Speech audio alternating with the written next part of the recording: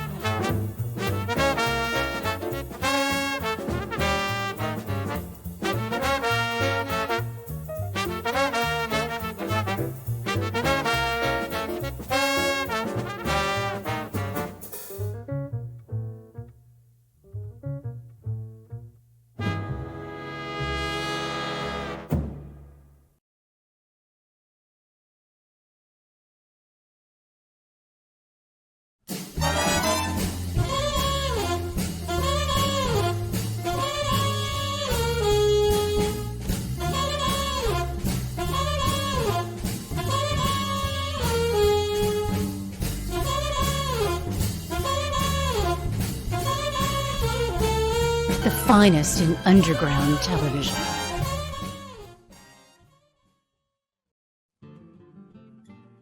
The Mental Traveler by William Blake. I traveled through a land of men and women too, and heard and saw such dreadful things as cold earth wanderers never knew. For there the babe is born in joy that is begotten in dire woe, just as we reap in joy the fruit which we in bitter tears do sow.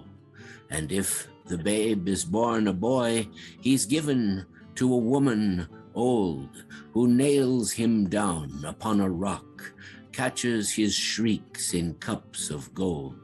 She binds iron thorns about his head. She pierces both his hands and feet. She cuts his heart out at his side to make it feel both cold and heat. Her fingers number every nerve, just as a miser counts his gold. She lives upon his shrieks and cries, and she grows young as he grows old, till he becomes a bleeding youth, and she becomes a virgin bright. Then he rends up his manacles and binds her down for his delight. He plants himself in all her nerves, just as a husbandman his mold, and she becomes his dwelling place and garden fruitful 70-fold. An aged shadow, soon he fades, wandering round an earthly cot, fulfilled all with gems and gold that he by industry had got. For these are the gems of the human soul, the ruby and pearl of the lovesick eye, the countless gold of the aching heart, the martyr's groan, the lover's sigh. They are his meat, they are his drink. He feeds the beggar and the poor, and the wayfaring traveler. Forever open is his door. His grief is their eternal joy. They make the roof and walls to ring, till from the fire on the hearth a little female babe does spring.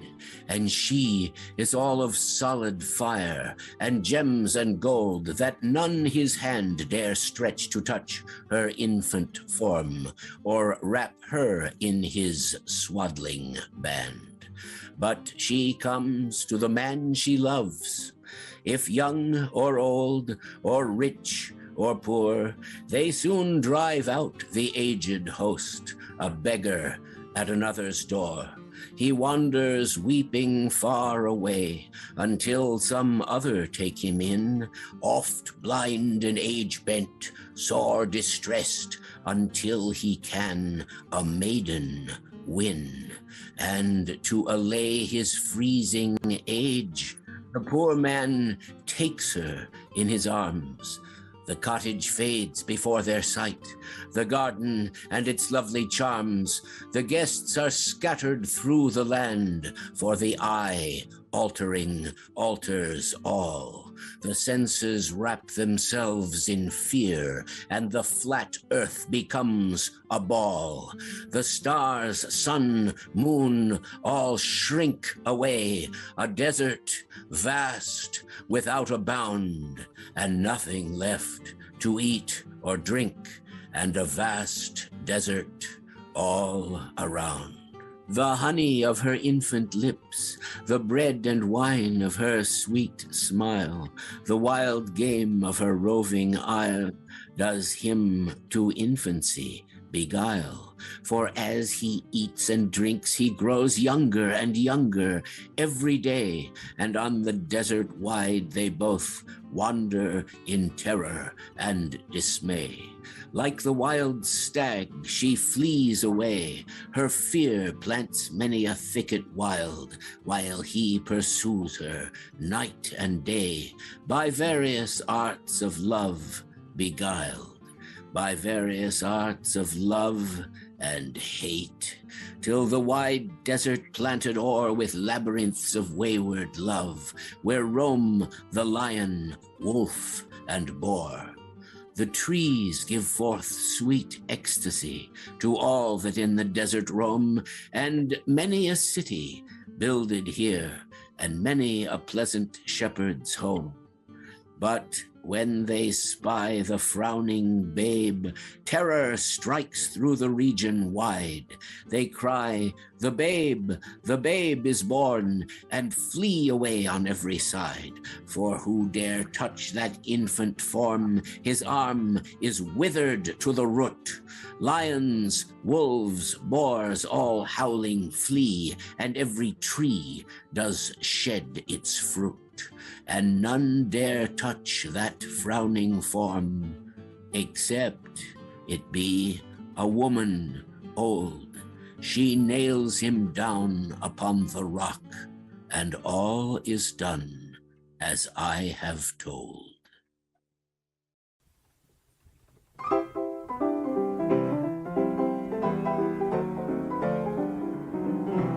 Here before you is an opportunity to plumb the depths of the mysteries that confound and intrigue us. A chance to ask the big questions. Dr. Hal is not concerned with questions of trivial matters or of facts that are easily gathered elsewhere. Dr. Hal seeks the questions that transcend fact. He stands before you, ready to take questions that used to be brought to wise and aged sages on distant mountaintops. These questions can now be asked from the comfort of your living room. No Sherpas required. Simply direct your favorite web browser to our new and simple-to-use website, AskDrHalShow.com, or click the Ask Dr. Hal button below our live Twitch broadcast. You will be spirited away to the magical Ko-Fee portal, where all you need do is submit your burning question in the handy message field, and assign a monetary value you wish to place upon it. Our stage ghost will then convey your message live to Dr. Hal, and he will answer in the manner that only Dr. Hal can. Don't worry, we never sell, share, or solicit using your provided email address. PayPal will ensure that your valuable love offering goes directly to Dr. Hal. Links to submit questions and more can be found at our website, AskDrHalShow.com. Do not let this opportunity to consult a modern-day oracle, a seer for seers, a man steeped in the arts, sciences, and esoteric studies, pass you by. We present to you, through the very miracle of the internet itself, the one and only Dr. Hal Robins, now making house calls.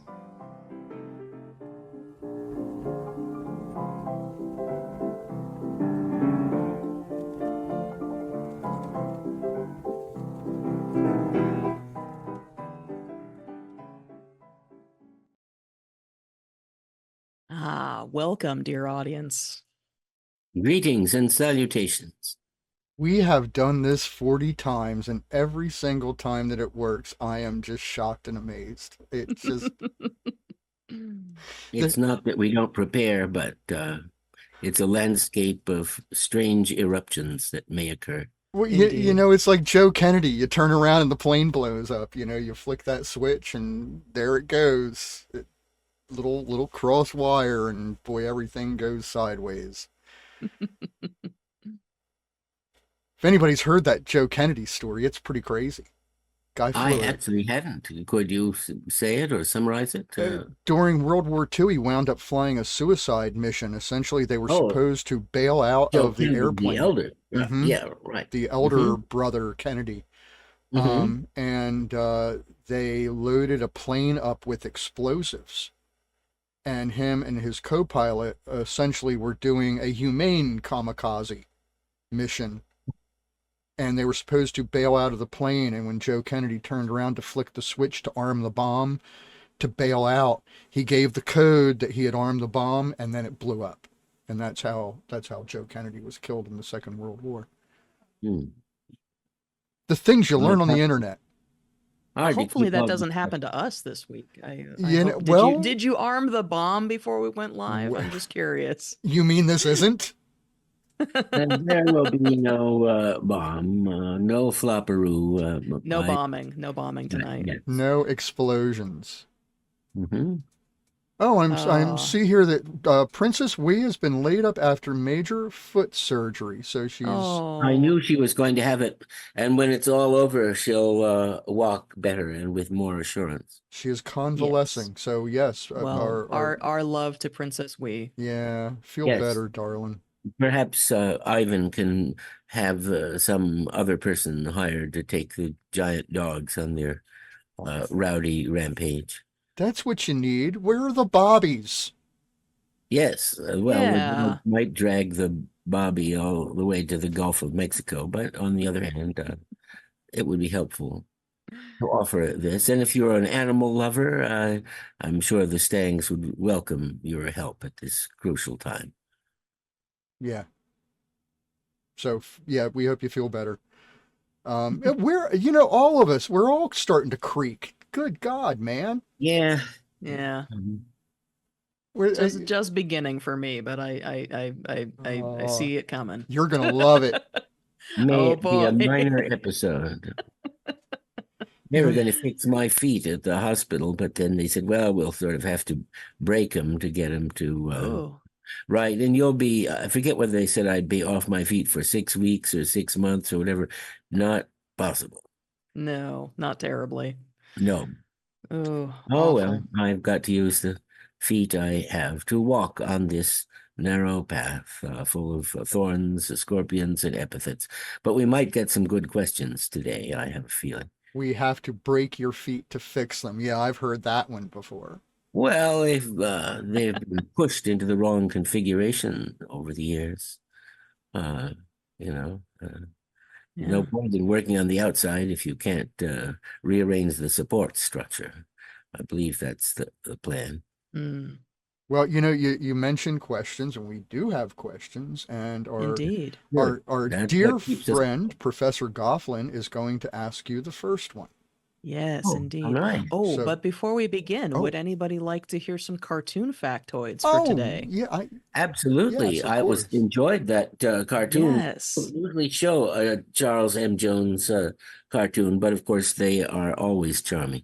Indeed. Well, it's rare that these end up in the public domain. This was actually the result of a small snafu in the 1970s. It sort of slipped under the radar and became public domain. So, yeah, their loss is our gain.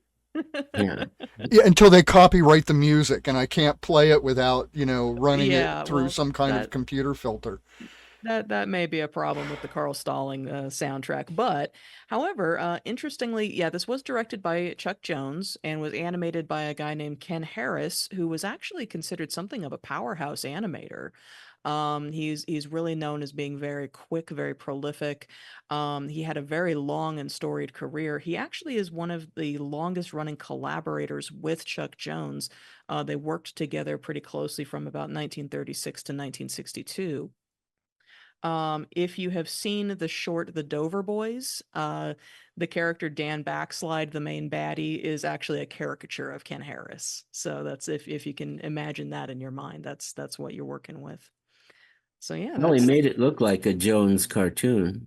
Yeah, I noticed it was sort of funny because you could see little flashes of the character design having that very sort of Chuck Jonesy look to it in moments, but not throughout the entire thing. It sort of was a collaboration. So very interesting. I want to say the Dover Boys is in the public domain as well. I think that might end up on the show at some point, but don't quote me on that. I think it is in public domain. We'll So yeah, just have to see. I'm a Dover boy. Well, you are. I'm From, Dover, Delaware, Mm-hmm. right here on the East Coast, Dover, Delaware. Mhm. Anyway, Amy, would you like to ask Hal a question? Yes, I would. Let's continue. I'm Let's going do our to pass. thing. I'm going to pass the torch over to you. Here it comes. All right, sounds good. All right, Very Dr. Hal. important, eh? Yes, here we are. Okay. Let me bring up the question. Our first question is from our dear friend, Reverend Griffin, over the pond. This is a $7 question, and he Mhm. asks, how do we fight the conspiracy when they have more theories than a quantum physics department? Well, by its fruits shall the tree be known, said the founder of the Christian religion. And many aspects of the conspiracy are concealed as something delightful, just as a poison pill is coated with a delicious candy shell, so that by the time you've enjoyed that, you start encountering the toxins. And therefore, it is difficult, especially since the outer shell of candy, if I may continue the metaphor, may provide some intimations of slack, which a subgenius always seeks. But ultimately, the conspiracy is destructive and not supportive of slack. And the conspiracy seeks to sell you false slack, causing you to labor for a living, to earn money to purchase other items of dubious slackitude, and items which will not provide true slack, but only the thirst for slack, which it prompts you to seek elsewhere. So if that's happening to you, you can tell the conspiracy from what really leads you on to that private spot of bliss, which may be something quite ephemeral to most people, hardly even noticeable, but to you, the sun, the moon, and the stars.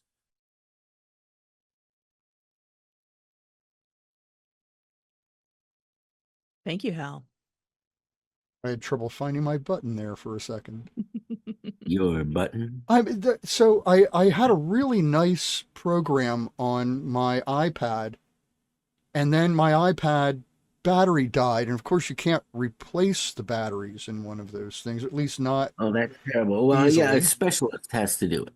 At It- the Gorilla iPad battery replacement place, which is right next to the corporate iPad place. Apparently they need to be more special than I am, because I was not able to do it successfully. I failed miserably. Matter of fact, got zapped really I've heard of people good. doing it. What, you got a punitive electric shock for going where they don't want you to go? No. The battery is flexible, and when I pulled the battery out, I creased it, and apparently got into the conductive material, and I put my hand right on it and went zing, as I was Ooh. left a really Yikes. nice spot weld on my finger. It was pretty painful. But maybe now you can make calls without the personal portable device. It hurt like a son of a gun. I'm sorry to Understand. hear. Well, yeah, thank you for your, for your condolences, but it healed. It fell off finally. But Mhm. how? Let me ask you a question. Professor Gofflin will bring you back a little later. Excellent. Very good. And I hope so. there we are. I found the right button. Oh, but I was saying, I had this wonderful application for switching scenes and everything. Big bright buttons that I could read easily. Well, when I got the new iPad, they took it off the Apple store, even though it was something I paid for, and I don't have it anymore, and now I'm using something that isn't anywhere near as nice. But Oh, that good was Lord. that's just my complaint. I just thought it wanted to throw that out there so everyone could commiserate with me, like my electrical zap from Apple. Similar to the divine immaculation that J.R. Bob Dobbs received. I was enlightened. If you start hearing the mumbled words of Jehovah One, you'll know their point of origin. Well, Hal, I have a question here for you. It is a $15 question. It is from our Oh, good man. friend, Reverend Xenofact, Excellent. and who I believe his new zine is out. So, folks, I can't wait to get my copy. so Xenofact, you're out in the audience. If you'll toss people that information, we'll give you a quick pitch there. But I do believe his new zine is out or will be out shortly. And his new zine is called It's The Vault Flag. And we sold out, he said. Oh man, Oh, denied. Gave the guy a pitch and he didn't Oh. need it. Oh, you better order up another print run there. Man, that's good. That's good news. I'm glad you're sold out. But Congratulations. I'm sorry for our audience. He already sent the order in, so fear not. It will All be right. it will be coming.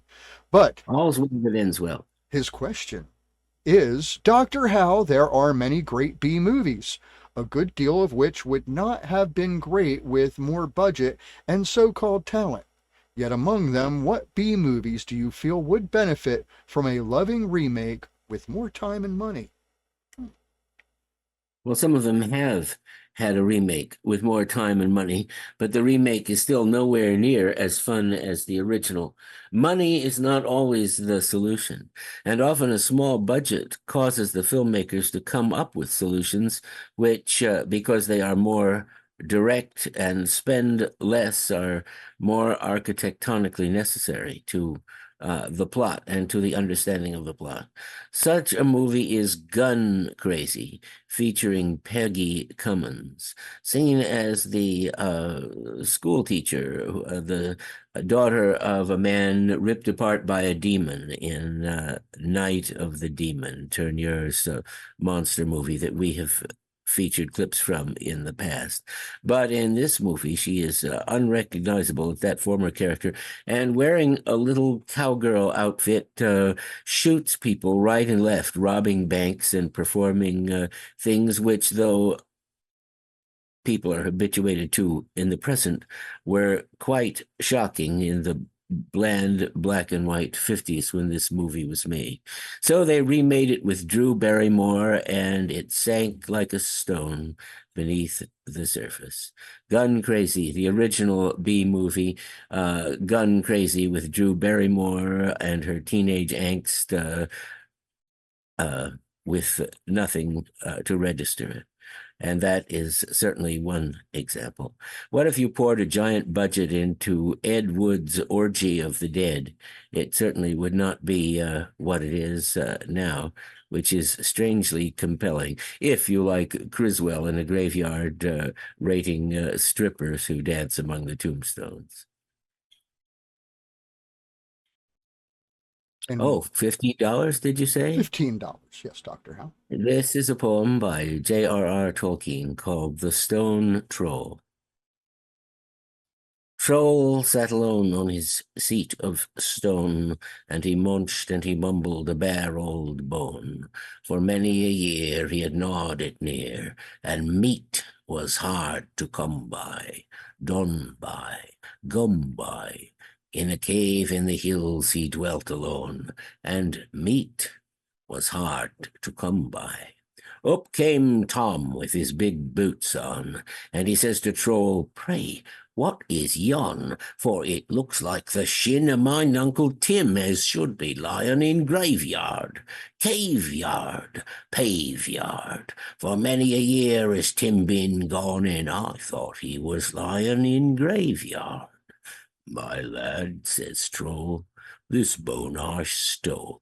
But what be bones that lie in a hole? Thine uncle was dead as a lump of lead afore I found his shin bone. Tin bone, thin bone, he can spare a share for a poor old troll, 'cause he don't need his shin bone." Says Tom, "I don't see why the likes of thee, without axe and leave, should go making free with the shank of the shin of my father's kin. So hand the old bone over, rover, trover. Though dead he be, it belonged to he. So hand the old bone over, For a couple of pins, says Troll and grins. I'll eat thee too, and gnaw thy shins. A bit of fresh meat would go down sweet. I've a mind to dine on thee now. See now, he now, I'm tired of gnawing old bones and skins. I'll set my teeth on thee now. But just as he thought his dinner was caught, he found that his hands had hold of naught. Afore he could mind, Tom nipped behind and gave him the boot to larn him, warn him, darn him. A bump of the boot on the seat Tom thought would be the way to larn him. But harder than stone is the flesh and bone of a troll that sits in the hills alone. As well set your boot to the mountain's root, for the seat of a troll don't feel it, heel it, peel it. Old Troll laughed as he heard Tom groan, for he knew his toes could feel it. Tom's leg is game since home he came, and his bootless foot is lasting lame. But Troll don't care, and he's still there with the bone he boned from its owner. Loner, donor, Troll's old seat is still the same, and the bone he boned from its owner.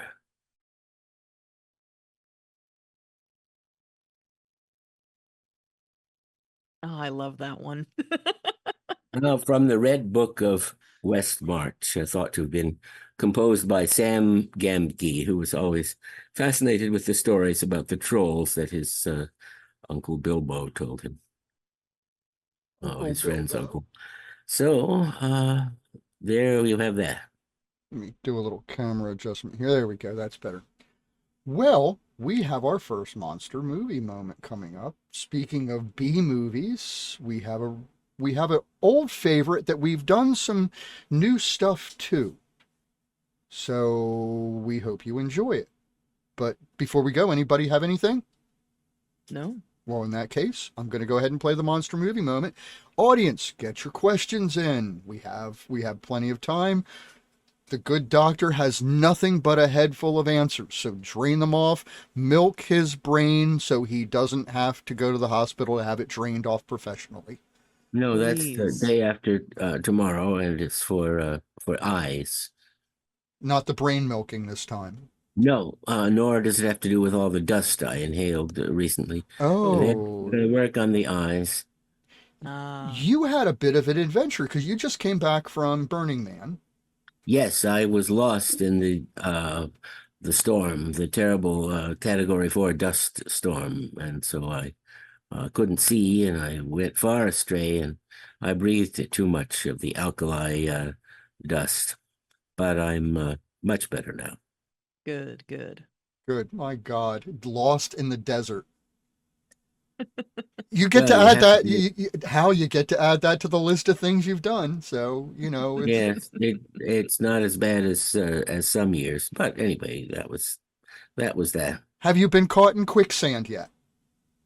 No, I have not. But that might have happened last year if circumstances had been slightly different. That's true. All right. Well, very good. Well, here comes our monster movie moment, folks. Get your questions in, and we will see you here in a few minutes.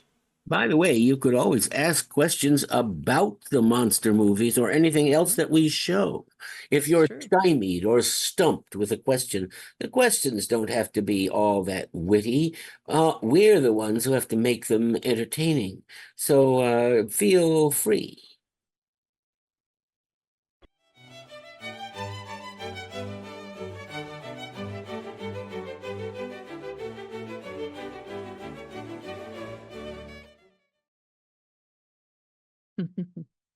Yes. I had to run and get something. I have show and tell time. Oh, good. An artifact. An artifact indeed. So this is a small ceramic Beulah. Where in the world did you come up with that? Even the pictures are there. Yes, it's beautiful, isn't it? I actually got this from a Atomic Tiki Terrors. It was purchased at Monsterpalooza several years ago. Is it intended as a Christmas ornament? I think it was, but it's a necklace now. Oh, well, that's a much better, less But seasonal I use. should, yes, I should just affix it to my tie. I think that would work perfectly. Meritorious Order of Beulah. Indeed, indeed. Awesome. Aren't those little festivals just the greatest things for finding the Oh, wildest They little certainly are. bits they of really tchotchke? oh, so good. We have a fig tree root that we dug up several years ago that looks just like Zontar. We have it standing up in our backyard with two googly eyes on it, and it guards a birdhouse. It's actually kind of spooky looking. And you said you were getting back into shortwave radio. Are you sure we're not just reenacting It Conquered the World? You know, things have a way of echoing through the ages, don't they? They do. They do. Has that fig tree root ever appeared to move or shift from its position? I'm not sure. Well, if you should hear a soft tapping at the window pane one night, might want to investigate. We'll put the critter cam on it, see if it There we comes to go. life when no one's looking at it. Oh, that's an interesting. Actually, I think Doctor Who did it. Never mind. Oh, well. The- Great minds think alike. Yes, the statues that when you weren't looking at them, they came to life. That's kind of a creepy Right. concept too. Yeah. Very, very much monsters under the bed kind of thing. But we have more questions, Dr. Hal, if you are ready Good. That to would be good answer for the them. show to have more questions. Professor Gofflin, I will bring you back shortly. And Indeed. let me find the right button. There we are. Let me adjust that camera. The camera keeps slipping on me today. There we go. That's better. Let me see, Dr. Hal. I have a $30 question from Holy guacamole. $30 question, Dr. Hal, and it is from our very good friend, Dr. Penny. Oh, And it is, what is the story of when Philo first met Bob? well, of course, that would be better to ask Philo, since I only know what Philo himself has said. But as I understand it, Philo was disturbed in doing something, I think watching a TV program, and surprisingly enough, did not recognize Bob. Well, of course, the hour was late and the door faced the west and the sun was westering, and Bob simply stood there as a silhouette and didn't answer Philo's somewhat brusque inquiry about why he was standing on the doorstep. But then, with a feeling that he once said was chilling, Bob recognized the silhouette of the head of the strange visitor. So he asked him in, and like a vampire, Bob, once crossed the threshold, had dominion in the life of Philo and continues to have it. Now Philo has withdrawn to his big spread in Kentucky, where he can take hydrochloroquine and ivermectin and all of that stuff, and not be bothered with Californian issues. But one who has been touched by Bob will never be the same. That's an incredibly generous donation, Dr. Penny. She listens to the Ask Dr. Hal show on Radio Valencia. Here is a poem by Dylan Thomas. It is called A Refusal to Mourn the Death by Fire of a Child in London. Never until the mankind making bird, beast, and flower, fathering and all humbling darkness, tells with silence, the last light breaking, and the still hour is come of the sea tumbling in harness. And I must enter again the round Zion of the water bead, and the synagogue of the ear of corn. Shall I let pray the shadows of a sound, or sow my salt seed in the least valley of sackcloth to mourn. The majesty and burning of the child's death I shall not murder, the mankind of her going with a grave truth, nor blaspheme down the stations of the breath with any further elegy of innocence and youth. Deep with the first dead lies London's daughter, robed in the long friends, the grains beyond age, the dark veins of her mother secret by the unmourning water of the riding Thames. After the first death, there is no other. Thank you for your question. Beautiful. Thank you, Dr. Hal. Professor Gofflin, would you like to take the next question? I'll make it your choice. Certainly, yes, I will. Let us see. I would like to... here we are. I have a question from our dear friend Agrajag. It is a $20 question, and he asks, I'm thinking about redecorating. Need some inspiration. Which cryptid or cryptids best encapsulates the autumnal season? You mean images of them? It just says which cryptid or cryptids best encapsulates the season. I'd have to see what the illustrated image of each of them looks like, and it would be the best illustration of perhaps the least appealing cryptid that might win the decorative spot in your house. It has to be something you not just glance at, but can live with and look at constantly. What about an image of the Loveland frogmen, or Chessie, the water monster, the famous Bigfoot, old Sequoia, the wisteria giant turtle, and so forth, and so on.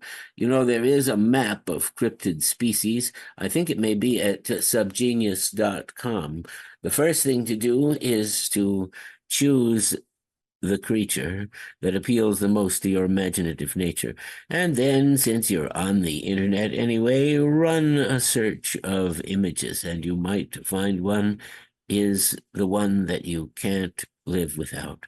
In fact, you might find the image maker and ask that person to make you a duplicate or better copy of that image. Nothing ventured, nothing gained. But it is not unusual that the answer and the solution is hidden, since in this case, the subject makes its reputation by being hidden. April Rise by Lori Lee. If ever I saw a blessing in the air, I see it now, in this still early day, where lemon green the vaporous morning drips wet sunlight on the powder of my eye.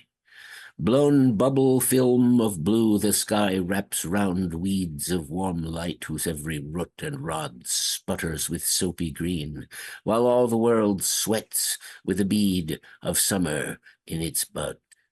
If ever I heard blessing, it is here, where birds in trees that shoals and shadows are splash with their hidden wings, and drops of sound break on my ears their crests of throbbing air. Pure in the haze, the emerald sun dilates.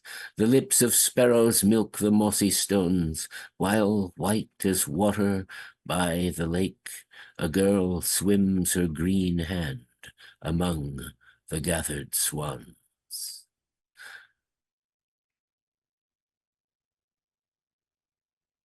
Beautiful, Hal. I have a follow-up question. Oh. Can I just interject? I'm so sorry. Yeah, certainly.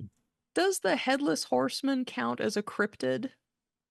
I wouldn't say so, but that's a spirit of the region where my sister lives. My sister used to live quite near Sleepy Hollow. She once pointed out the little shack that Ichabod Crane used, and my nieces and nephews went to Ichabod Crane High School. Oh, interesting. or middle school, actually, I guess it was called. He was an educator, Professor, But why do you, who is that a follow-up question from the same Oh, person? that's my own personal Oh, follow-up question. I just wanted to. well, if the headless horseman was reported rampaging in the area and never found, perhaps, and yet we know what it is, and a cryptid species is one where we don't know the biological classification of the creature, like Mothman or something like that. I see. That makes more sense. So I would say it wasn't, but that's just a matter of personal taxonomy where I'm concerned. now, Professor Gofflin, I heard a rumor that you might be planning on visiting the Sleepy Hollow area. That's here. absolutely correct. We actually just booked our hotels today. Very So nice. we're going to be making a trip, a little book tour in support of my beloved life partner's new book. Very nice. Yeah, well, give a pitch. Give a pitch. You want to pitch? Okay, Give a pitch. give me 1 second. Let me grab it real quick.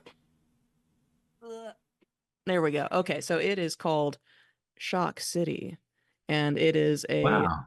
horror story for children. And it is about a chipper little monster girl who makes friends with a normal human boy from the neighborhood, and they go on an adventure to save the crumbling town of Shock City in which they live, and come to find out that most of the problems in the town are caused by the chipper monster girl's grandfather. So it's a family fun adventure story for all ages, but most probably 8 to 12. So With a local influence. Well, I hope it wouldn't be attacked by Republicans, but no, not this episode anyway. But what do you think? there will yes, but you may find this book at shockcity.co, and you are able to order it from many different outlets through there. I have to Yeah. tell you how much it warmed my heart to hear the words, "It's a horror story for children." Yes, I like that too. Rather than be reassured or the story that the Repubs think children are reading is probably the most boring story in the children's library, and they would choose one featuring spaceships or dinosaurs before they chose Sally Has Two Daddies or whatever. But of course, all books should be there. It should be available. Yeah, and horror is for everybody. We think it's Yeah. for all ages. It is not strictly for grown-ups. It's So an this emotion that provides catharsis to people of all exactly. ages. Yes, precisely. And I hear it's a nice thing for writers now to say to each other, "May your book be banned in Florida." Mhm. Well, here's hoping. It used to be, Right. it used to be really good for it to be Huckleberry, banned yeah. in Boston many years ago. Yeah. A book sale would go through the roof if it was banned in Boston. Or at Mhm. least that was the rumor. Now it could be urban legend as far as I'm concerned, but Something that has passed from the scene. but Dr. Hal, would you like another question? Yes, I think I would. Professor Gofflin, did you do the last one or did I? I did. We're taking It's your turn. turns if you haven't right. guessed. All right. So Um, I'm bombarded from both sides. and- It's a- Indeed. And I was working on a little technical issue. What was the question you read? I'm sorry. I read Agrajag's question. That's been Agrajag. covered. Thank you. I Okay. did hear the answer. I didn't hear the question. So No worries. I didn't want to have to extrapolate. Let me see here, Dr. Hal. I have a question here from Resistance International. It is an $18 question, and Oh. it is, "Hi, Dr. Hal. Have the simulation writers gotten lazy, subcontracted out to ChatGPT, or did this timeline jump the shark circa 1995? I have often said in recent times that it seems that the cosmic scriptwriter is phoning it in or asleep at the switch, since who could have really believed that such a cartoonish assemblage of villains would appear, or such an absurd and obviously wrong antagonist and be supported by so many people. It would have seemed laziness to create such an antagonist. But it turns out that the last laugh is had by the arbiters of bedrock reality themselves.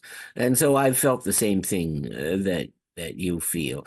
Pastor Pressure, what was the interrogative dimension of this question?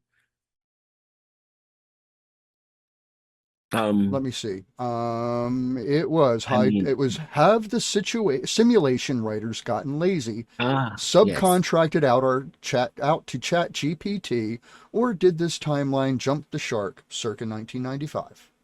Got you. Well, of course, if it is making us question the simulation, that is a bad thing for those of us who live in it, because if it is no longer viable, it will cease to exist, and we will look upon the hideous face of true reality as it is, which reality TV is light years away from. So one may suspect that if there are larger agencies, thrones, dominations, principalities, and powers directing or shaping or even channeling human affairs, they haven't been as good at it as they used to be. Or perhaps they are simply outpaced by the instantaneous communications which our forlorn species have devised, which apparently travel faster than the speed of angels. This is by Billy Collins, a very popular poet. Introduction to Poetry. I ask them to take a poem and hold it up to the light like a color slide, or press an ear against its hive. I say, drop a mouse into a poem and watch him probe his way out, or walk inside the poem's room and feel the walls for a light switch. I want them to water ski across the surface of a poem, waving at the author's name on the shore. But all they want to do is tie the poem to a chair with rope and torture a confession out of it. They begin beating it with a hose to find out what it really means. Thank you for your question, and I hope my answer was satisfactory. Very good. Thank you, Dr. Hal. I have here a question from a friend of the show, Dr. Billy. It is a $15 question, and Dr. Billy asks, why is it so difficult to find a good bagel? Well, it is difficult to find a good bagel because you know the way a good bagel tastes, but most people don't and are satisfied with something that is shaped like a bagel and uh, compounded of the same ingredients as a bagel. But the wood cart bagels on the streets of New York or Brooklyn are par excellence the cream of the crop of this mass of unleavened bread. Also, the food offered at Zabar's has a selection of these delicacies. And whether it's the large salt crystals or the hotness and freshness, all of these things must be considered. What you purchase in a store may have been sitting there for a sadly long time. And therefore, you have to get a bagel the moment after it is decanted, at the post-birth moment, and even then, you will know if you've actually ever had a true, accurate, and good one, whether this one is anything like as good. You can't just make so many of them as to flood the country because they are a specialty item and for some eternally a novelty item. And what was the money that came with that one? That was a $15 love offering, Dr. Hal. Oh, my goodness. Well, uh, um, all right. Let me see. Here is a poem by Charles Bukowski. I don't think I've done it before, called Bluebird. Did I ever do that one before? Uh, let's get it. Let me access it. Okay. Bluebird. There's a bluebird in my heart that wants to get out, but I'm too tough for him. I say, stay in there. I'm not going to let anybody see you. There's a bluebird in my heart that wants to get out, but I pour whiskey on him and inhale cigarette smoke, and the whores and the bartenders and the grocery clerks never know that he's in there. There's a bluebird in my heart that wants to get out, but I'm too tough for him. I say, stay down. Do you want to mess me up? You want to screw up the works? You want to blow my book sales in Europe? There's a bluebird in my heart that wants to get out, but I'm too clever. I only let him out at night sometimes when everybody's asleep. I say, I know that you're there, so don't be sad. Then I put him back, but he's singing a little in there. I haven't quite let him die, and we sleep together like that with our secret past, and it's nice enough to make a man weep, but I don't weep. Do you? Wonderful. Thank you, Dr. Hal. Well, it is time for our musical guest. It is that time of the show. And this month we have a wonderful guest who's a friend of the show, Robin Coomer, a returning guest with her song "Smoke and Mirrors." So Yeah. we will be showing that to you momentarily. Please, audience, this is your opportunity to get those questions in. Follow the link in the Twitch chat, and we will have them answered by the end of the night. So please take this opportunity now.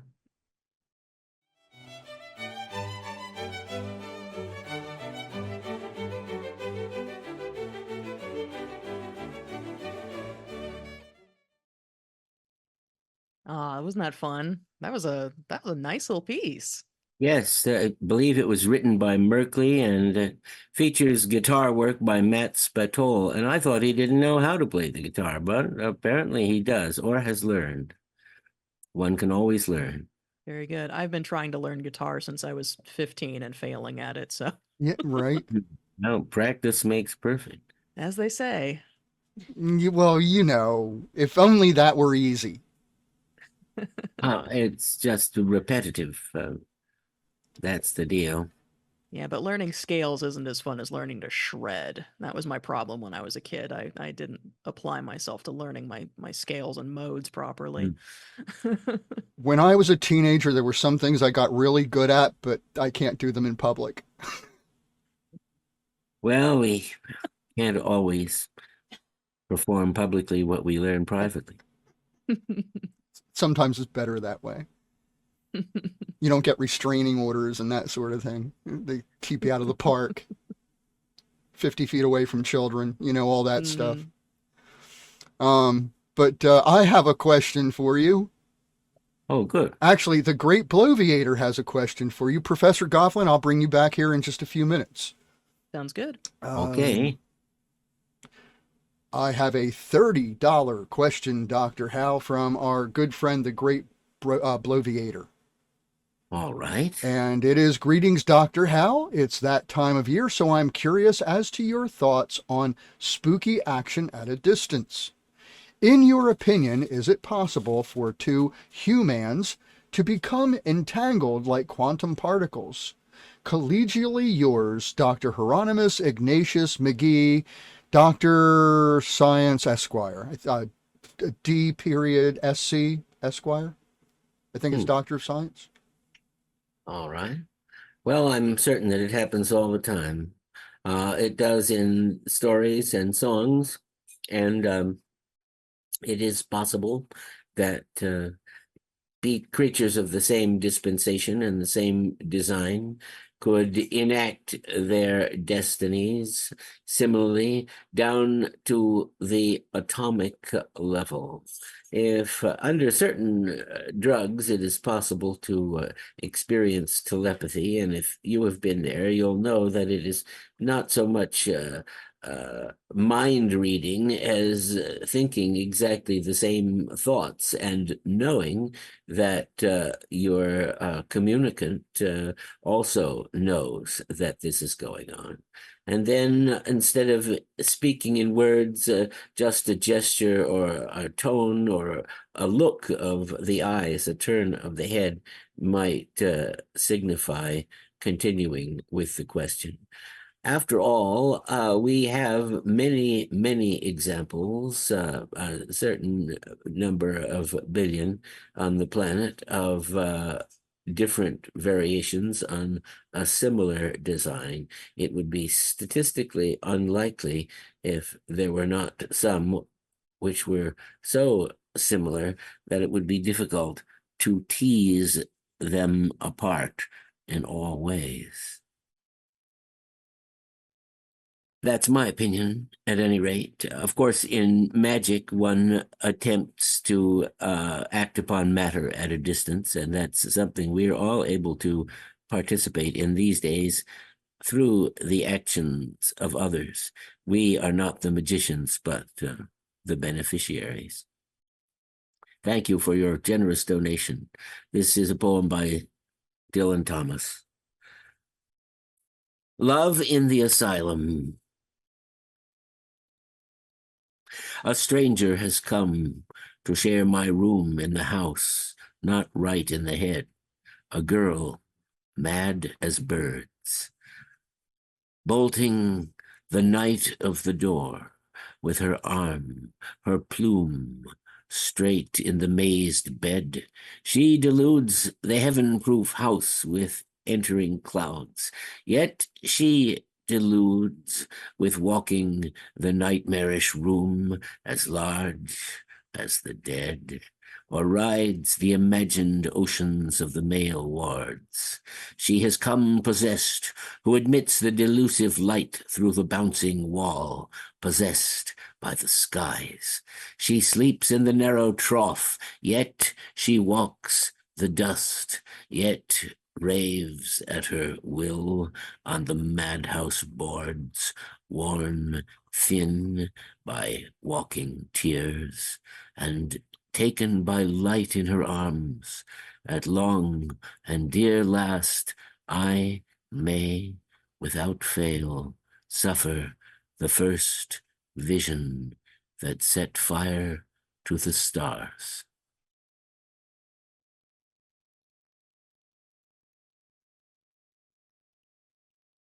Very good. Thank you, Dr. Hal. One moment, please, while I bring up another question. Here we are.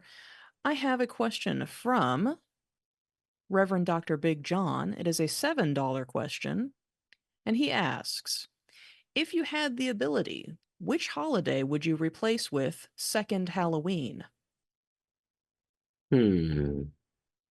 Well, not the 4th of July. We need to remember our country's origins and have that sort of patriotism revived.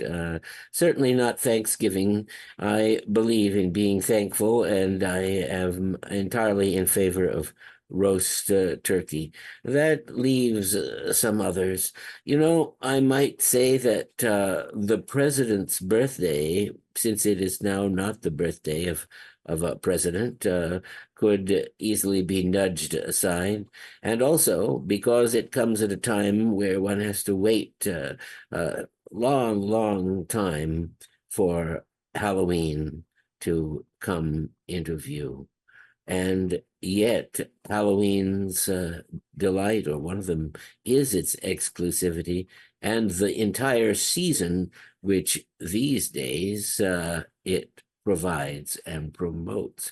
It's not just one night and one day, but an entire time, which is heralded by the appearance of tons of sugar shaped like pumpkins and candy corn in all of the drugstores. It always used to cheer me up. Of course, my birthday and Christmas also come at the end of the year, so I tended to feel things were moving in my direction when I began to scent Halloween on the wind.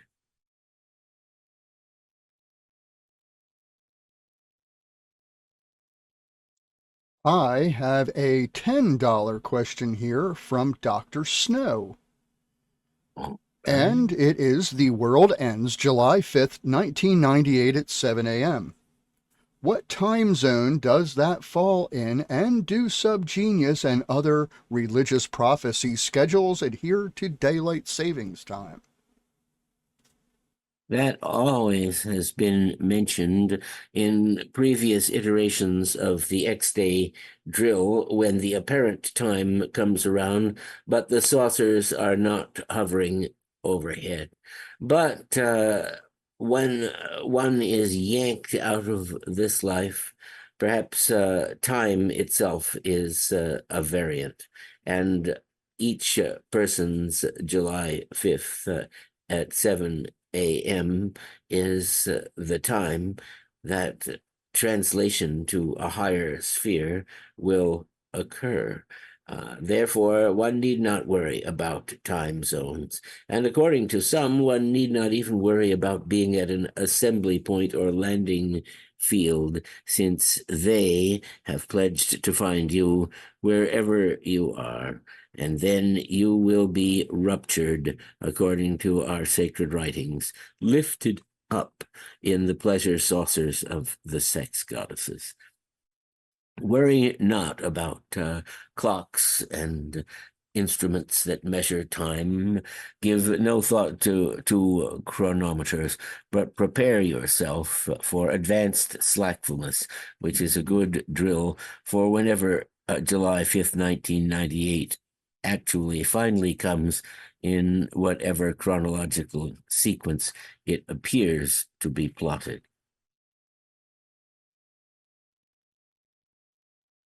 Thank you, Dr. Hal. I have here a question from Reverend Drunculus, and they ask simply, "What's up, Doc?" Ah, all sorts of things. Although night is now falling on the West Coast and has fallen before on the East Coast, much is rising with the sun, and the entire panoply of heaven will be up and ideally visible if the light does not pollute it. Yes, the very fullness of the moon will occur on tomorrow night, conjunct with a number of bright planets. And far to the north, though not as far as it should be, the northern lights may display their dazzling curtain. On the other hand, Elon Musk has put up so many satellites that now they can be seen traveling across the sky, and the night sky is not what it used to be. Not only do satellites move in a long line across the zenith, but others decay and enter the atmosphere, and falling like meteors, they fall in an even line, burning one after the other. So that is also up, but coming down. As for the rash of UFO sightings that have recently happened, people don't seem to be connecting them with the fact that almost everyone has a drone and is out flying it at night, making it as spectacular as is possible. Or does it mean, what's up with me? What is happening to me? Well, I'm back from the desert, back from Burning Man. And I intend to apply myself to some of my projects, since the last few months I spent working on a project for someone else who now sadly doesn't seem inclined to pay me, and I need to make up that deficit. So one must always do it, and I'm going to seek an improvement of my vision, which I need to produce my visual art. How much was the sponsorship, That Professor? Moment, please. It was a was $19 question. Oh, 19. Well, that's very handsome, and I appreciate it. This is a poem by Dylan Thomas. I have a lot of poems by Dylan Thomas, who I like. He's liked more here than he is in Britain or his native Wales, but there's something about his word choice that seems to commend it. This one is, in fact, called Notes on the Art of Poetry. Uh, um, I could never have dreamt that there were such goings on in the world between the covers of books, such sandstorms and ice blasts of words, such staggering peace, such enormous laughter, such and so many blinding bright lights splashing all over the pages in a million bits and pieces, all of which were words, words, words, and each of which were alive forever in its own delight and glory and oddity and light. Thank you. Well, thank you very much. And thank you, audience, for your questions so far. Please keep them coming. we've got Yes. all night long. Mm-hmm. To quote Marla, Uh-huh. I had to laugh. We had a comment in the chat, dude over game. Twitch just gave me ads for gambling and low interest credit cards.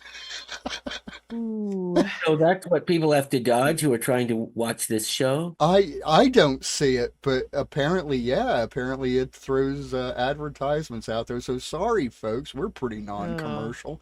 But that might explain why we occasionally get a check from Twitch. That's yes, exactly. Yes. Oh, they like for- us because we lure people to the rocks with capitalism. Indeed, They're the yes. founder.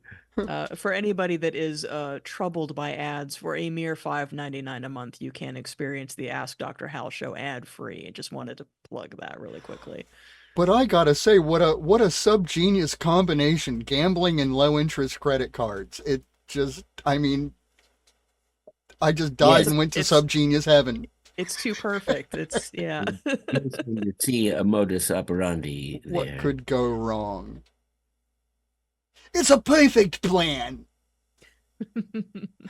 Hey, we have our second monster movie moment of the night, but audience, you can still ask questions. The good doctor still has answers for you. There is a eternal well of wisdom that you can plumb for the cost of a simple love offering.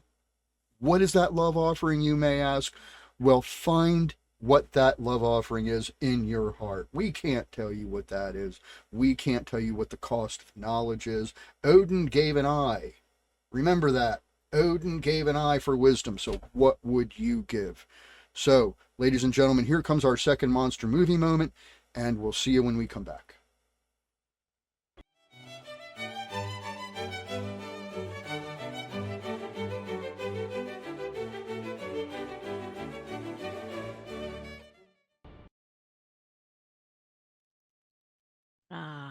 That one's a personal favorite. I like that one. Yes, it really is entertaining. It has been criticized because the animation sequences are episodic, but they only enliven a story that is already interesting. The prehistoric bird, Phorus raucus, was depicted well by Arthur Hayward, who worked on exhibits at the British Museum and also worked with Harryhausen on his sculptures. And it was one of a series of birds which are now called terror birds, which had a high niche in the predatory sphere when they were active. They were the most dynamic top predators in the scene in the Miocene era of so many million years ago. And this is a credible representation of one of these giant birds. New types have recently been discovered. The Kelenken is one of the most spectacular of these, but all sorts of giant birds have recently come to light, including giant flying birds, though that does not concern us here. Hal, I have that picture that you sent me. Would you like to Oh, yes, expound why on don't that we at look all? at it? This is a painting by Zdeněk Burian, who's well known in Europe as one of the great paleontological restorers. In America, Charles R. Knight gave us the iconic picture of dinosaurs. This shows two Forus racids. One of them has caught a small cervid, and perhaps they both are going to share in the feast. You'll notice the absurdly tidy wings, which in the film, the bird flaps frantically, although they have no more aerodynamic value as it jumps over the fence. Thank you. We aim to educate and entertain here at the Ask Dr. Hal show. This is edutainment. It's educational. Well, how's the question hopper doing? You Oh, ain't looks seen nothing good. yet. Yeah, Oh, it's all right. looking good so far. I have another question for you here, Dr. Hal. I can take that. Let's see. All right. Here we are. This is a $25 question Mhm. from Ian Lawless Moth. And the Oh, question is, what best describes a subgenius, nature or nurture? well, it is not a guarantee that a subgenius set of parents will bring forth a subgenius offspring. In fact, as we know, the offspring always tend to go their own way, and it is therefore more unlikely that nurture would be the answer. Nature is a far more likely possibility because we believe that subgeniuses are born as not made. If they appear to be made, they're simply bringing out their latent thirst for slack, which is, of course, the subgenius thing. A subgenius must have slack. So, if the child yearns for slack, it is probably a subgenius. Remember, we in the Church of the Subgenius are not trying to convert the world. We are not evangelical.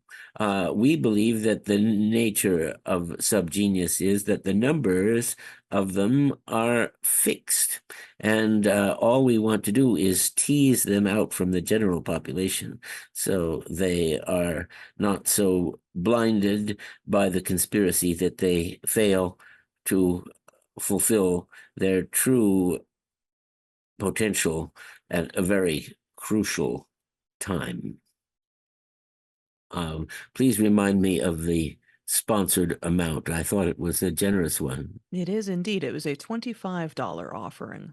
Very good. Well, I, for some reason, feel like just going on with Dylan Thomas, and I hope I'm not overdoing it. But here's one called Especially When the October Wind, and we can think of the next month in this way. Especially when the October wind with frosty fingers punishes my hair caught by the crabbing sun, I walk on fire and cast a shadow crab upon the land by the sea's side, hearing the noise of birds, hearing the raven cough in winter slicks my busy heart, who shudders as she talks, sheds the syllabic blood, and drains her words. Shut, too, in a tower of words, I mark on the horizon, walking like the trees, the wordy shapes of women, and the rows of the star-gestured children in the park. Some let me make you of the voweled beeches, some of the oaken voices from the roots of many a thorny shire tell you notes, some let me make you of the water's speeches. Behind a pot of ferns, the wagging clock tells me the hour's word. The neural meaning flies on the shafted disk, declaims the morning, and tells the windy weather in the cock. Some let me make you of the meadow's signs, the signal grass that tells me all I know breaks with the wormy winter through the eye. Some let me tell you of the raven's sins, especially when the October wind. Some let me make you of autumnal spells, the spider-tongued, and the loud hill of Wales, with fists of turnips punishes the land. Some let me make you of the heartless words. The heart is drained, that spelling in the scurry of chemic blood, warned of the coming fury by the sea's side. Hear the dark, fouled birds.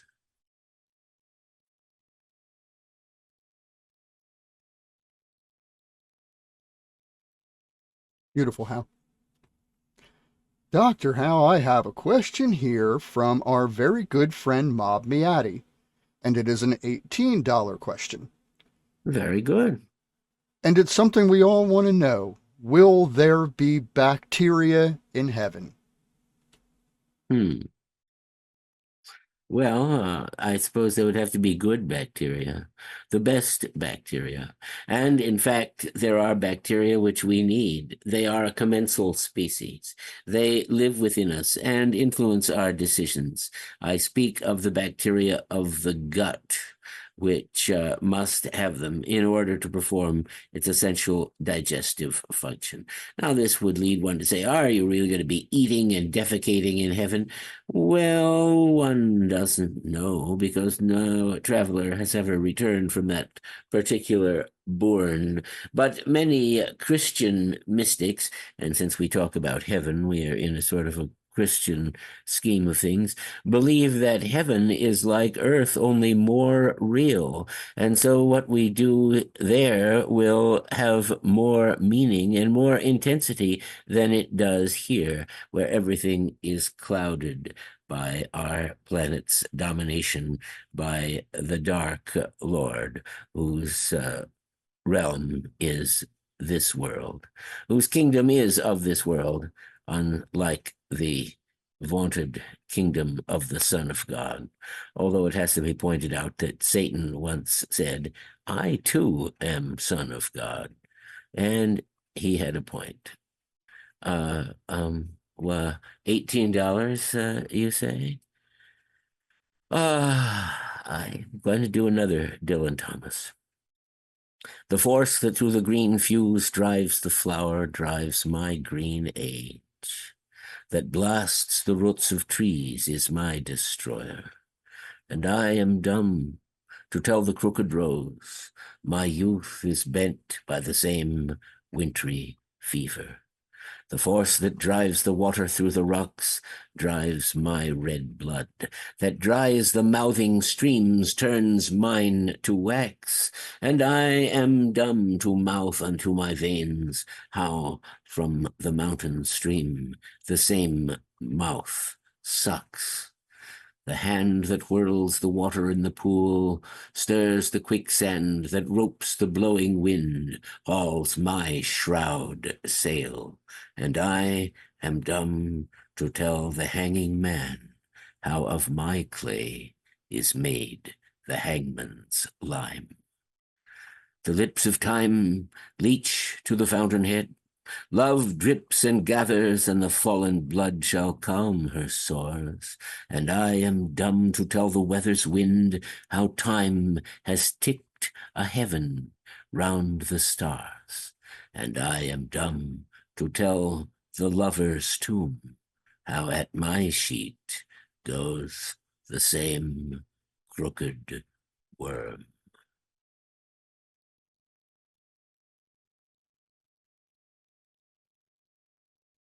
Dr. Hal, Very that was good. beautiful. Well, it's Dylan Thomas who should get the credit. But let's hope we have at least one more question to answer. I fear we haven't answered enough. Well, indeed, we do Alas. have one last question. We do. One last question. Where did that come from? I miscounted. I there was one hiding under the couch. I found it. Oh, where is it? You know, back in the day when I would do this show, Chicken would announce the last question, but of course he would have squirreled another one away somewhere that he could pull out after Apparently we did. Where is this or he'd squirrel? hold I up a didn't. question. Where is it? I didn't see He'd it. hold up a question and say the following question is in two parts, and then go rip and rip it apart and so forth and so. But we have no need for such comedic hijinks here. We'll simply answer whatever question it is. Well, Professor Gofflin, you know what? Since you know where that damn question is, why don't you go ahead and read it? Because I've got you. Here we go. Can't find it. So All right. glad you're here. All right, this one has been fished out from under the refrigerator. It is from Jeff, My Pick TV. It is a $9 question, and they ask, how do we know that you are you and not simply an AI-generated imposter? I don't know whether that can be known anymore, Jeff, but one indication is that the AI generator would probably do a better job, would be more gaudy. Look at the art that is AI generated that's coming. It all has a sort of a greasy explicitness. It's in ultra sharp focus. Every detail is burnished, gleaming, and polished, while ours is a sort of faded video image, serviceable enough, but not distracting. For such distractions, we have monsters and cartoons and other things, since we acknowledge that the visual dimension must have a supreme part of a visual show. So if we are some false thing pretending to be a real thing, it does prompt the question, what real thing is it pretending to be? I did do a live version of this show for many years until COVID came and other circumstances made it impossible to continue in my own state. This year, I did it near Allentown, Pennsylvania, where Pastor Pontius Pressure and St. Joyce were also present, and I've done it in Arizona, but for some reason, California seems a hard nut to crack. And California is the epicenter of this generation of explicitly representational and over-polished art. And even that is not entirely certain, since some people like to make art that is like that. And they say genius is the capacity for taking infinite pains, a capacity now also shared with an artificial intelligence image generating system.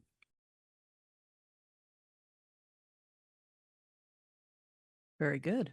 Well, and wouldn't you know it, how we spun those wheels one more time, and what dropped out but another question. Oh, very good. So, from whom is it anyway? Well, now I will get to that. Here it is. It is from our very good friend Friar Quasar. Additionally, it is a $9 question. All right. And the question is, what is the milk of the word of Bob? And what is the meat of the church of the subgenius? And is Bob lactose intolerant? To answer the last first, Bob is omnivorous and tolerates everything. What is ingested or taken in by Bob in both the real and the symbolic way is everted or outturned and flourishes like the ever-branching bush of evolution. The eternal variant expressions of an idea which duplicated get to be sources themselves. Perhaps that was why the God of the Israelites chose to represent himself as a burning bush, although many are dissatisfied with Cecil B. DeMille's special effect of that. I actually thought its modesty commended itself, and it gave me a creepy little feeling that maybe the Lord would do that. In subgenius philosophy and religion, we hear that the cosmic creator, Jehovah One, who William Blake called Nobo Daddy, is a senile version of his previous self. The cosmic space god now rests on his laurels and subordinates all aspects of creation to his underlings, the harried angel class, who are busier than ever and not enjoying their nectar and ambrosia. I require a slight jog to recall the beginning of the question. It was, what is the milk of the word of Bob, and what is the meat of the Church of the Subgenius? All right. The meat of the Church of the Subgenius, as of any church, is the expectation of a blessed hope which we offer. But ours does not entirely rest in the couches of the pleasure saucers, the space goddesses, because we believe we can derive slack here at home. The more slack we enjoy, the more subgenius we become, and the more able we are to be picked out on that day of the rupture. One who is barely a subgenius will be harder to locate, even on the godlike instrumentalities of these space visitors. And the milk of Bob is, of course, the flowing words of the Church of the Subgenius. You know, this church is one that primarily exists on paper. It is a literary exercise. One may write and contribute to it. One may make art and contribute to it. But as for putting lights up on the screen, that is no proof of allegiance. And many who join the subgenius community online, or think they have, do not even answer the basic questionnaire which we provide. I have to say that when I am at the throttle, I routinely reject the ones who do not bother even to take a stab, even a snarky stab at this questionnaire. We existed before the internet, and we exchanged our messages like the ironic points of light that flash out when the just do that. And although we continue doing it using the most up-to-date methods, the basis of it is essentially the milk of Bob. One may refer to the milk of a male being. It has been done before, certainly by William Blake in his epic poem Milton, which I have quoted elsewhere. I wonder if you could. $9, did you say? I'm sorry. It was a $9 question. Yes, $9. Oh, that's a nice number. An odd I number. love $9. Yes. It's nice. $9. Yes, we never say $9 to dollars. No. Indeed. Ironically. Let me spin the wheels. One last time. I don't see any additional questions at this time. Well, we have a good show coming up in October with our friends, the Dust Bowl Fairies, I believe, and many surprises and pleasurable parts. But we're not entirely through with this one, are we? Well, no, we have a little bit to go. And the next show too, I'm going to try and I'm going to pull my old ghost hunting tools out of the attic.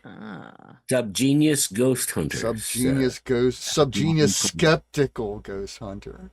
Well, that will come to light in the fullness of time. Oh my God. That's not the way to attract the audience, but nonetheless, it will be subgenius ghost hunters. I will tell you all about these scientific investigations. They're real scientific. Man, like the Beverly Hillbillies doing a scientific investigation. Well, don't discount the Beverly Hillbillies. They've changed the way Americans think and speak.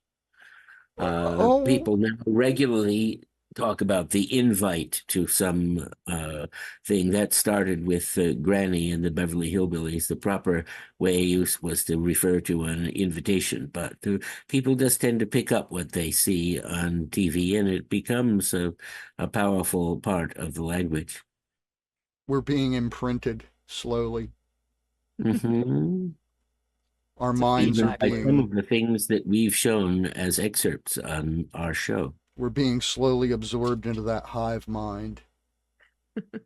Well, you can be on the crest of the wave, or you can be tumbled by it Well, beneath. we're sub geniuses, so I'll see you on the next round of that tumble. The spin cycle. Actor arrives at Emmys with bloody handprint on face. Well, you see, that's the sort of thing that I'm bombarded with constantly, but I'm not following that up. We'll Well, all hear about it to exhaustion in the next few days. Like the mark of probably. Sauron, or what? I I mean, don't know. Somebody with a bloody hand gave him a smack on the face. Huh, I'll be. oh my But God. much as I know, and I care to know no more at this particular time. An exchange of bodily fluids in the 21st century. I'm disgusted. Now Ooh. that they reorganized Facebook, it's constantly shooting low-life things at me, like, woman tortures child to death and so on. All that stuff. I want to read about that. I don't think so. But you have to click on it to make it go away, and they replace it with another one. I think Oh, I we don't need to like take a that. look at that, Hal. Yeah, I think we need to have a look at your computer. That doesn't sound normal. That doesn't sound Oh, I right. think they've redone it so that it just happens. Oh, No? no, we're not seeing that. That doesn't happen to me, not on Hmm. the regular. Well, it happened to my computer, but you're all hooked up during this show. But anyway, maybe Facebook isn't. Facebook also plows to the surface things that I printed 5 or 10 years ago that I posted because its robots think I'm not using it enough, so they're trying to get me to make comments and so on. But people do tend to make comments because 5 or 10 years ago they might not have seen that particular thing. We're going to live on forever. Oh, God, I hope not. 50 Well, years ago, Pontius Pressure posted this. but this all is dependent on the power never going off. So factor that. Yeah, that'll never happen. Yeah. Oh. Oh, goodness. That'll never happen. Our grid is strong. Grid willing. Yes. Let's hope that we are joined in the chat room by participants. You know what? Let me throw that out there into the chat room. There we go. Yes, indeed. Dear audience, please join us for our after show chat as is tradition. We would love to see you there. And this link works. Yes, this one should function. It's a really hot link. This link works. A spicy transmission. Did it under my own account. I know it works. It's all right. And it's on the chat now if you're looking at the Zoom screen. The irony is I took my conspiracy name off of the account, which is what I created the chat under the last time. And so my conspiracy name doesn't exist on Zoom anymore, apparently. I can set up like little short meetings, but I can't do long ones because it doesn't recognize me as having any authority to do so. I see. Okay. But we have addressed this and it should be fine. But it works now. So yes, please audience, we would love to see you there. And thank you once again, one and all, for your generous love offerings and questions. As always, you put the ask in Ask Dr. Hal. And also, you could send in criticism along with your love offerings or suggestions of something you would like to see us doing. That is all very legitimate, and you might provide something that our tired brains have not been able to. Yes, we do accept comments, questions, threats, innuendo, what have you. Yes. And attaching a love offering to any of the above will cause us to pay attention to it. Yes, yes. So we're not soliciting threats, you understand. We can but be had.